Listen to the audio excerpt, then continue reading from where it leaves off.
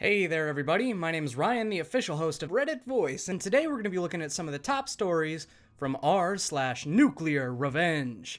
Before we do though, I'd really appreciate it if you could hit that subscribe button and that notification bell to stay up to date on all the latest videos. Favorite teacher gets wrongfully fired, so I get 3/4 of the staff arrested. I'll start off by saying this happened to my sister and the actions taken were hers. My sister's always gotten along very well with her teachers and has a habit of forming actual friendships with them, to the point that she still talks to her 5th grade English teacher along with many others decades later. This happened about 15 years ago. My sister was a student at Job Corps, a government-run live-on-campus vocational training program. Live on campus, not live on, my apologies. Studying hotel/motel management. She got on extremely well with her hotel/motel management teacher, better than pretty much every teacher she'd already had up to that point. One day, the teacher goes to the center's dean office and walks in on a paper shredding session. It turned out that there was some pretty major embezzling happening at the center, as in more than 60% of the funds for the center were being stolen. The teacher was appalled and, despite some rat's lucrative offers made, refused to join in on these acts. Rather lucrative acts. Less than a week later, the teacher was fired for trumped-up reasons. This was especially bad given the teacher was only 2 years away from retiring, and being fired lost their retirement package. Needless to say, my sister was pissed. Knowing how things typically work, and that almost any report she tried to make would just be swept under the rug, if it was taken seriously at all, she came up with a plan, and took things nuclear. Over the next month or two, my sister managed to gather some basic evidence of the embezzling, nothing concrete but enough to warrant considerable investigation by the authorities. She took the little evidence she was able to gather, along with the story of what happened to her teacher, and sent the info in an email to the Job Corps regional director. Now, like I said, she knew that her email would likely be ignored, or even swept under the rug, so she got smart.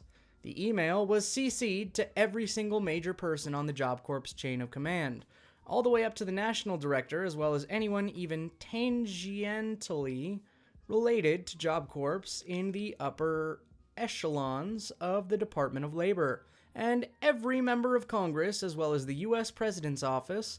Remember, this was a government-run program. All in all, the email was sent to over 2,000 people. Basically, she not only sent the report, but sent it in such a way that everyone who got it could also see everyone else who got it, and she sent it to way more people than would be needed to ensure the issue couldn't be swept under the rug. 2 weeks later, after the investigation finished, never seen the government work so fast on anything that wasn't collected and owed taxes. Only 5 or 6 staff members out of 20-ish that worked in the center still had their jobs, and at least 5 of the ones fired, including the dean, were facing major criminal charges, with the rest facing minor charges. I'm not sure of the exact figure on how much was stolen, but it was well into the 7 digits. The embezzling had been happening for years. The teacher got a very nice severance package.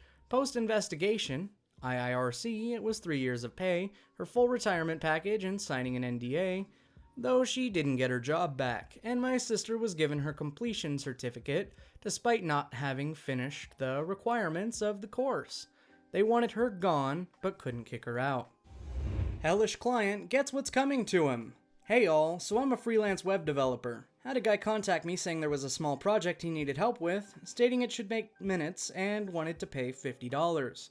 Fair enough, he also states that he needs it done by the end of the day since he's apparently in a tight spot with his employer, so he needs it done fast.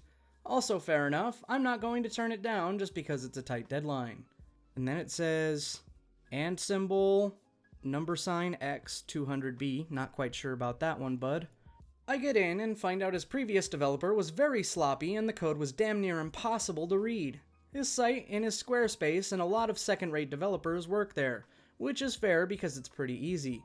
I tell the client this code is horrible and I need to reformat. Then it turns out new links that he wanted in there completely broke everything. I told him that it would likely take about 6 hours to get all of this sorted out, and he said that was fine and would be compensated accordingly by my hourly rate of $80 an hour. So I finish everything up, tell him the total of $640, and he agrees, says he can pay me the next day.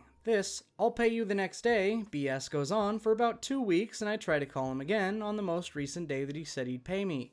Turns out he's now blocked my number. A couple days go by of trying to contact him while he's still getting nothing. I went to log on to the site to cut my losses and delete my work. Turns out he's changed the password. At this point, it's clear to me that this was planned. So I'm pissed. I email him stating that if I don't hear anything within 48 hours, I'll be serving him court papers in demand of payment to his address that I had to find through the Ancestry site, and subsequently call his apartment complex to confirm before I serve some poor sap with random court papers. He doesn't email me for 24 hours, and this morning I find out that I'm still logged into his site through the Squarespace app. Clearly, this is a huge vulnerability in Squarespace, since had changed his password and I was still on in the app. I'll likely report this to him. This is when my revenge comes into play. I created a new email that was his address at protonmail.com, which I then used to sign up for a new Squarespace account with invite myself a contributor so I can access on desktop as well and set live site as password protected. He sees this and is repeatedly emailing and texting me saying he can pay me $250, but $750 now with late fees. Is just insane and way too much. Now apparently he can pay me on Monday, which I've heard plenty of already. This pissed me off even more, so I stated I would be continuing to add late fees until he pays, and that his site will continue to be mine. Now his site is indeed live again, but every page autoplays shitty SoundCloud rappers, and all the links had me place now take the user to Cool Math Games. I considered P-Hub, but perhaps that's a bit much. I've never done this to other clients, but this dude's a 43-year-old piece of garbage. I should also state that I pride myself in my work and I generally run on a very professional level. However, I won't accept no payment and being dicked around for weeks. Hey guys, sorry I posted a couple months updates, but it looks like not everyone is seeing them in the comments. So here we go. Update 1. Hey everyone, quick update. He decided that he once again only wanted to pay me $400 max. So here are our 2 most recent texts as of yesterday. Client, we need to agree on middle ground here. I'll do $400 total, but that's insane considering my guy, if he did not go MIA, does it for $50 to $75. Client, Monday $250, and when I get my checks, I'll do $150 out of that. Me, before anything else, I need you to understand that what other people charge is 100% not my problem. I personally know devs that charge $5 an hour and others that charge $1,000 an hour. People charge what they charge based on their work. You should also realize that saying you're the guy that charges you a lower rate went MIA. That being said, I also want to say I'm wildly disappointed in the behavior you've chosen to exhibit. I would never dare question someone's hourly rate unless they provided completely second-rate work that was entirely unusable. Unusable, not unusable. In fact, I had to fix your previous developer's second-rate work. I also would never dare tell someone tomorrow and then next Monday I swear, over and over again, nor would I then decide to question pricing almost 3 weeks later. I'm 22 and seem to understand these basic principles of respect better than you do. That's completely shameful, particularly for someone who's supposed to be a respected businessman. Even considering all of this and the frustration you've put me through, I'd be willing to compromise at $500 due to the late fees that I clearly stated you would be needing to pay. I did my best to be reasonable since I truthfully don't want to go to court. I have plenty of headaches with other facets of my life already, so I'd rather not. I figured $500 would be enough to call it a day. Currently, as it stands with the late fees and the original price, he's looking at $800 flat. I sent that message yesterday at 8:26 p.m. He has still yet to reply, so I reached out to a lawyer I know through a group of car guys I used to wrench with. He said I should send a letter of demand payment by certified mail signed by a lawyer's name with a request of proof of receipt. I think that's what it's called. Can't remember exactly what he called it. When I send the letter, I'm also supposed to email him explaining the current situation in which he could be serving jail or prison time with fines. Again, I can't remember the exact numbers, but if the late fees get to a certain point, he could be looking at 2 years in prison and a fairly hefty fine to the state with a felony charge for theft of services on his record. Thanks for the support and constructive criticism from everyone. Looking forward to bringing this asshat down if it comes to it. Update 2. Woke up this morning to a $100 Venmo payment and a message stating, "Sorry, didn't see your message until today. Was upstate in New York all weekend. Can get you $250 more when my checks come in this week. My reply: thanks for the heads up. Expect to be served with a letter of demand payment tomorrow and a fun time in court for the theft of services if you don't pay me in full by Friday. Again, thanks for the support and criticism. We'll update on Friday. Update 3. Sorry guys, I ended up having an emergency with my daughter over the weekend and missed the promised update. So far, he's only paid me $100. He has $800 due tomorrow with the understanding that he's due to pay me the remaining balance, otherwise he'll be facing theft of servicing charges. He's confirmed he's received the demand of payment letter and I have a lawyer on retainer that is ready to pull the trigger on him tomorrow if I'm not paid by 5 p.m. Central Standard Time, I believe.